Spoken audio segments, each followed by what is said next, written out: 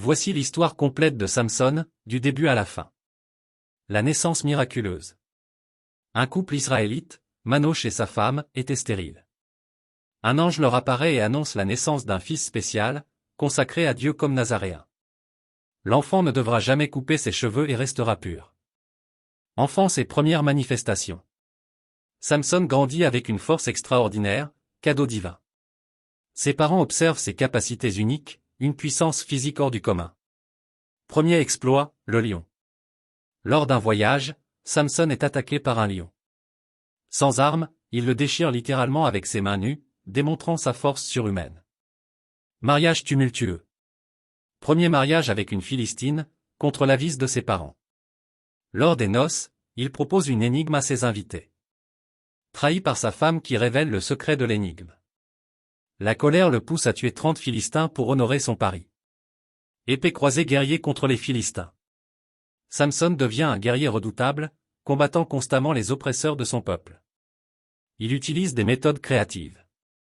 Attache des torchers à des renards pour brûler les champs ennemis. Tue 1000 Philistins avec une mâchoire d'âne. Devient un symbole de résistance pour Israël. Delilah, la trahison. Son histoire atteint un point critique avec Delilah, une femme manipulatrice. Les Philistins la paient pour découvrir le secret de sa force. Après plusieurs tentatives, Delilah le pousse à révéler son secret, sa force réside dans ses cheveux, symbole de son alliance avec Dieu. La chute. Delilah le trahit en livrant Samson aux Philistins. Ses cheveux sont rasés pendant son sommeil. Il perd sa force et est capturé, emprisonné, aveuglé. Humilié et affaibli, il devient un prisonnier. La rédemption finale. Lors d'une fête philistine, Samson est exhibé comme un trophée. Il prie Dieu de lui rendre sa force une dernière fois. Dans un dernier acte héroïque, il fait effondrer le temple sur lui-même et ses ennemis, mourant en vainqueur mais aussi en martyr.